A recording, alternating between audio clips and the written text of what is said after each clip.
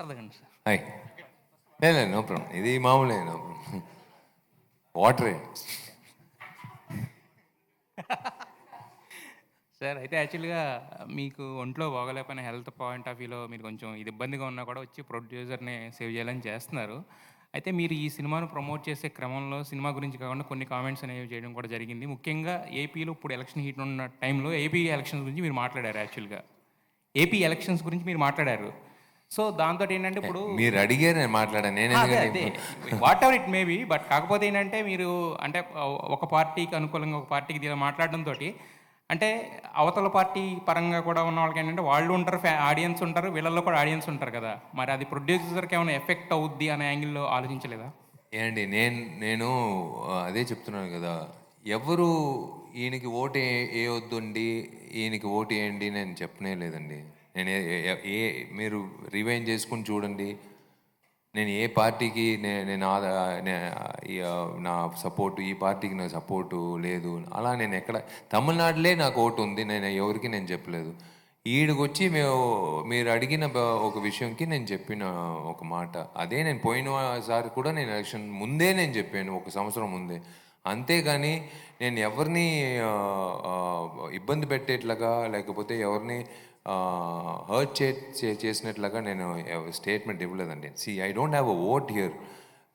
అదే సమయం వచ్చి ఈ సినిమా సంబంధించిన విషయాల గురించి అడిగేటప్పుడు నేను అదే చెప్తున్నాను కదా, ఈ కాంట్రవర్సీలు ఈ ఒక వారంగా జరిగే కారణం వచ్చి నేను కాంట్రవర్సీ వెతుకు వెళ్ళట్లేదు.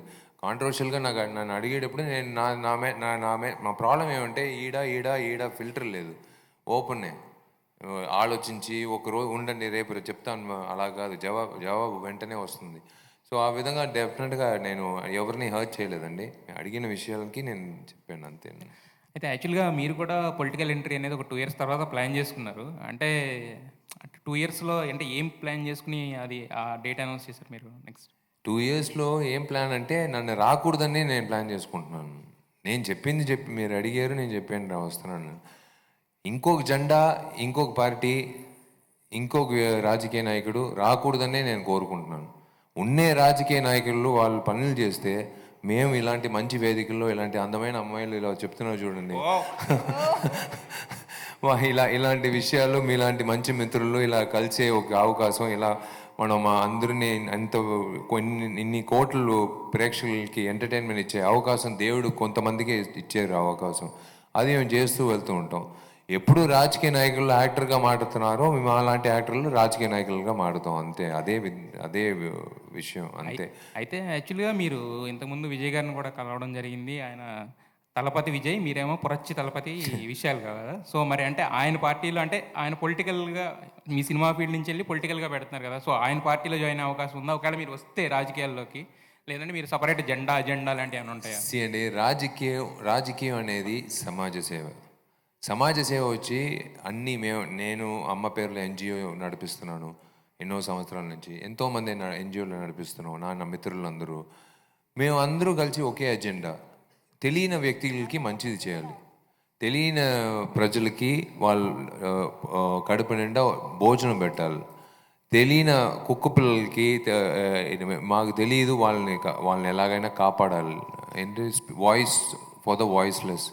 ఇదంతా మేము ఎన్జిఓలు చేసేది ఒకే విషయం. అదే అజెండా రాజకీయ నాయకులకు, వాళ్ళకందరికీ ఏం ఒక అజెండా, ప్రజలకి ఏం కావాలో అది చేసి పూర్తి చేయాలి. ఏం పూర్తి చేయాలి? వాళ్ళు ఏం బెంజ్ కార్ అడుగుతున్నారా, లేకపోతే బంజారా హిల్స్లో వచ్చి ఇల్లు అడుగుతున్నారా? అదంతా ఏం అడగట్లేదు. తాగడానికి మంచి నీళ్ళు కావాలి, మాకు మెడికల్ హెల్ప్ కావాలి, మా పిల్లలకి మంచి భవిష్యత్తు, ఉద్యోగం, మంచి చదువు కావాలి, మేము బతకాలి. అదే ఇన్ని సంవత్సరాల తర్వాత, ఇలా ఇండిపెండెన్స్ తర్వాత మనం ఒక పల్లెటూరుకి వెళ్తే ఇంకా నీళ్ళు ప్రాబ్లంతో ఉన్నప్పుడు మనకి లాగా ఉంటుంది కదా. అందుకే that's what I'm saying, that is the only reason. Join అవడం, వీళ్ళతో కలిపి చేయడం, వీళ్ళతో కాంబినేషన్ చేస్తే మనం వద్దాం, అలాంటి బుర్రంతా నాకు ఇంకా లేదండి. మీలాగే నేను ఒక ఓటర్ అంతే. ఆ ఓటర్గా నా మైండ్ ఇంకా అలాగే ఉంది. సో రీసెంట్గా ఈ లాస్ట్ 10 days నుంచి చూస్తే పొలిటికల్గా కూడా చాలా టాక్స్ నడుస్తున్నాయి, మీరు మాట్లాడుతున్నారు, మీడియా వాళ్ళం అడుగుతున్నాం. సో అయితే ఇప్పుడు రాబోయే ఎలక్షన్స్లో తమిళనాడులో అయిపోయాయి కాబట్టి ఇక్కడ మన దగ్గర ఉంది. ఏపీలో వైసీపీ వైపు నుంచి కూడా మీరు చాలాసార్లు మాట్లాడుతున్నారు. సో అక్కడ ప్రచారంలో ఏమన్నా పాల్గొనే అవకాశం ఉందా? వైసీపీ జగన్తో పాటు తిరిగి ప్రచారం చేసే అవకాశం? నా బాధ్యత వచ్చి నటుడండి. నా బాధ్యత వచ్చి నాకు నచ్చిన భోజనం ఏమని అడిగితే నేను చెప్తాను. నాకు నచ్చిన సినిమా ఏమని అడిగితే నేను చెప్తాను. నాకు నచ్చిన రాజకీయ నాయకుడు ఎవరని చెప్తే నేను స్వయంగా నేను మనసారా చెప్తాను. అంతే. మీరు అడిగిన విషయంకి నేను చెప్తాను. నేను ప్రచారం వెళ్ళాలని అవసరం నాకు ఉన్న బాధ్యతలు ఉన్నాయండి. నాకు డిటెక్టివ్ 2 డైరెక్షన్కి లండన్ బయలుదేరుతున్నాను. ఈ సినిమా ఆయన జేబులు ఫుల్ నిండుగా ఉండాలి డబ్బులతో. ఈయన నమ్మిన డిస్ట్రిబ్యూటర్లు ఎగ్జిబ్యూటర్లు బాగా సంపాదించాలి. నా ప్రొడ్యూసర్లు బాగా ఉండాలి. నెక్స్ట్ సినిమాలు ఉన్నాయి, చాలా విషయాలు ఉన్నాయి. మధ్యలో ఇదంతా వదిలేసి నేను I cannot do something else. అయితే మొన్న మాట్లాడుతూ కూడా ఒక ఇంటర్వ్యూలో ఏపీలో మళ్ళీ జగనే వస్తారని మీరు చెప్పడం జరిగింది. అయితే వైసీపీ వాళ్ళు మిమ్మల్ని ఏమన్నా అప్రోచ్ అయ్యారా? లేదండి, అప్రోచ్ అవ్వడానికి కోసం నేను చెప్పలేదు. నేను చెప్పిన తర్వాత వాళ్ళు అప్రోచ్ అవ్వడం అవసరం లేదు. వాళ్ళు ఒక పార్టీ, చాలా పార్టీలు ఉన్నారు, అదంతా ఓకే. అడిగిన ఒక విషయంకి నేను చెప్పాను అంతే. That's all. There is no other expectation or benefits, conditions apply అన్నీ నేను కింద చెప్పలేదు. అంతే. మీరు అడిగిన విషయంకి నేను చెప్పాను అంతే. దీని ద్వారా నాకు అక్కడ ఆడ నుంచి నాకు ఫోన్ వస్తుంది, నన్ను పిలుస్తారు, అదంతా నేను అలా ఆలోచన లేదు. నాకు రావాల్సిన ఫోన్లు శుక్రవారం ఈయన దగ్గర నుంచి రావాలి, ఆ ప్రొడ్యూసర్ స్టోన్ బెంచెస్ ఈ స్టూడియో దగ్గర నుంచి రావాలి, ఆదిత్య మ్యూజిక్ నుంచి వాళ్ళ దగ్గర నుంచి రావాలి. సార్ సినిమా సూపర్ హిట్, ఎక్స్ట్రాడినరీగా ఉంది సార్ అని మనసారా చెప్పేదే నేను కాసుకుని ఉన్నాను. శుక్రవారం మధ్యాహ్నం షో అయిన తర్వాత మీ దగ్గర నుంచి కూడా. ఇది విషయాలు గారు అంటే ఇప్పుడు ఇందాక మన వాళ్ళు అందరూ కూడా అడిగారు అంటే వైఎస్ జగన్ గారు వైసీపీ గురించి. కానీ జగన్ గారి పైన అటాక్ జరిగితే అసలు అంటే ఇండస్ట్రీ గురించి ఎవరు కూడా మాట్లాడలేదు నాకు తెలిసి. అయితే మీరే ఫస్ట్ రియాక్ట్ అయ్యారుగా, ఎందుకు అంత మాట్లాడలేదా? ఇండస్ట్రీ నుంచి, సినిమా ఇండస్ట్రీ నుంచి అయితే ఎవరు కూడా మాట్లాడేది అయితే నాకు తెలియదు అసలు. మీరే ఫస్ట్ ఇలా రియాక్ట్ అవ్వడం అంటే దాన్ని ఆయన మీరు మాట్లాడుతూనే ఏమన్నారంటే ఆయన గతంలో కోటి కత్తి గురించి కూడా మీరు చెప్పడం జరిగింది. అంటే ఏంటి ఇది అసలు? లేదండి, రాజకీయ నాయకుడు అదే నేను చెప్తున్నాను, ఈ సమాజంలో మంచిది చేసేది చాలా కష్టం, చెడ్డది చేసేది చాలా ఈజీ. మంచిది చేసేటప్పుడు కొంతమంది వెనక పొడుస్తారు, మాటలతో ఒక విధం, కర్రతో కానీ పొడిచేది కానీ ఉంటుంది, ముందు పొడిచేవాడు కూడా ఉంటాడు. ఎటువైపు అయినా వస్తుంది. నువ్వు వెళ్ళే ప్రయాణం వచ్చి ఇటు వెళ్తా ఉండాలి అంతే. ఇదంతా ఆయన పెద్ద మనిషి, ఆయన జగన్ గారు వచ్చి ఎంతో చూసుంటారు ఆయన లైఫ్లో, మామూలు విషయాలు కాదు. ఆయన అన్నిటికీ సిద్ధం పడ్డే వెళ్తున్నారు ఆయన ప్రయాణంలో. సో డెఫినెట్గా it's 100% like you know it is not a hindrance to him. ఆయనకి అన్నిటికీ సిద్ధం ఆయన. సో డెఫినెట్లీ ఆయనే సీఎం అవుతానని మీరు గట్టిగా చెబుతున్నారు. అంటే అంత నమ్మకం ఏంటి సార్ మీకు? జూన్ 4th కదా, 5th నేను వచ్చి మిమ్మల్ని కలుస్తాను.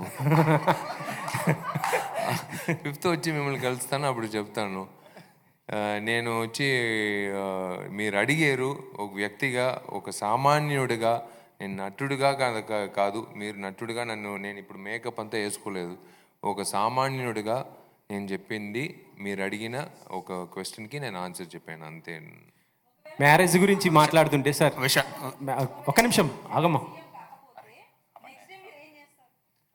నెక్స్ట్ టైం సీఎం రావాలని కోరుకుంటాను. విశాల్ గారు సార్, మ్యారేజ్ గురించి అంటే ఏ స్టార్ హీరోని అడిగినా కూడా చెప్పేది ఏంటంటే ప్రభాస్ పెళ్లి తర్వాత చేసుకుంటా అంటారు. యాక్చువల్లీ చెప్పాలంటే ప్రభాస్ మీకంటే చిన్నోడే నాకు తెలిసి. ముందు అన్న పెళ్లి కాకుండా తమ్ముడు పెళ్లి ఎలా అవుతుంది?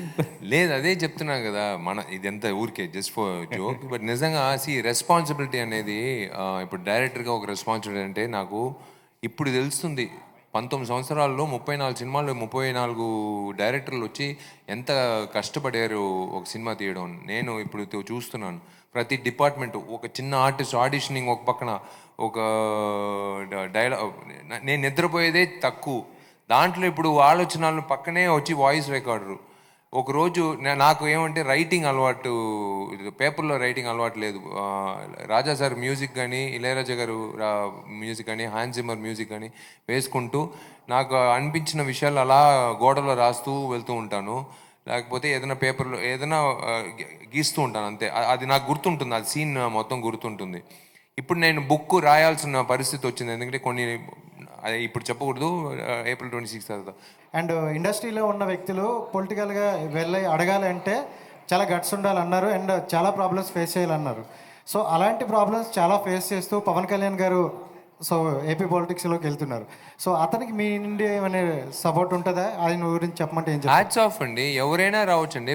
ప్రజల సేవలకి రావాల్సిన ప్రతి వ్యక్తికి నా ధన్యవాదాలు, నా బెస్ట్ విషెస్. అదే నేను చెప్తున్నాను. పవన్ కళ్యాణ్ గారి గురించి కాకుండా మీరు ఎక్కువగా జగన్మోహన్ రెడ్డి గారి గురించే మాట్లాడుతున్నారు కదా. ఏమండి, మీకు పవన్ కళ్యాణ్ ఇష్టం, ఒక్కొక్కరికి ఒక ఇష్టం అండి. అది ఎలాగండి, నేను ఓకేనే, మీరు కాదు లేదు అలా మీరు నన్ను అడగొచ్చు, నేను అడగకూడదు, నేను అలా అడగకూడదు, అది తప్పు. కాలేజ్లో అందరూ అందమైన అమ్మాయిలు ఉన్నారు, అందరూ నేను ప్రేమించవచ్చా? ఒక అమ్మాయినే కదా నేను ప్రేమించవచ్చు. అలాగే విశాల్ గారు సినిమాలో హీరోయిన్ అంటే ప్రియభవాని ఫస్ట్ ప్రిఫరెన్స్ ఆ అమ్మాయికి అండి. Sir hi sir. Hi, ma. Sir actually మీరు నిన్న ఓటింగ్ చేసినప్పుడు సైకిల్లో వెళ్ళారు కదా. సో లాస్ట్ టైం విజయ్ గారు కూడా ఓటింగ్ చేసేటప్పుడు సైకిల్లో వెళ్ళారు.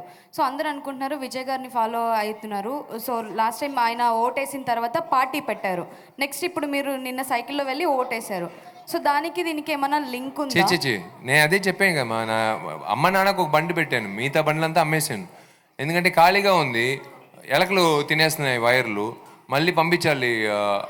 పెద్ద బండ్లంతా ఇబ్బంది ఏమంటే పంపించేటప్పుడు లక్షలు బిల్లు పంపిస్తున్నారు. ఎందుకంటే మా ఊర్లో ఉన్న రోడ్లు ఎలా ఉందంటే 3 నెలలకు ఒకసారి సస్పెన్షన్ మార్చాలి. ఈ డబ్బులంతా ఎందుకు ఖర్చు, వేస్ట్. అందుకే అన్ని బండ్లు అమ్మేసి ఒక సైకిల్ కొనుక్కుని, మంచి సైకిల్ కొనుక్కుని వెళ్తూ ఉన్నాను. దాంట్లో ఏముందండి, ఓటింగ్ వేసేది సైకిల్ వెళ్ళినాయండి, షేర్ ఆటోలు వెళ్ళినాయి, ఓట్ వేయాలి అంతే.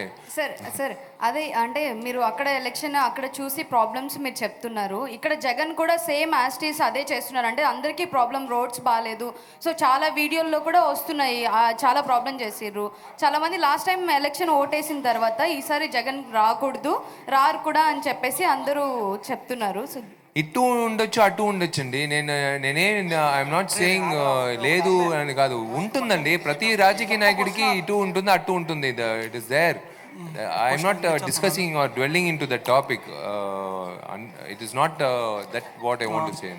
విశాల్ గారు, ఈ సినిమాలో హరి గారు అంటే హీరోయిన్ ప్రియభవాని గారు కాదు వేరే వాళ్ళు, అంటే మీరు పర్టికులర్గా ప్రియభవాని శంకర్ గారిని పెట్టారంటగా. రీజన్ ఏంటి, పర్టికులర్ రీజన్? ఎవరుమా? ప్రియభవాని గారిని హీరోయిన్ గా సెలెక్ట్ చేసింది లేదు, ఆ డైరెక్టర్ గారు. ఎందుకంటే చాలా మంది ఈ సినిమా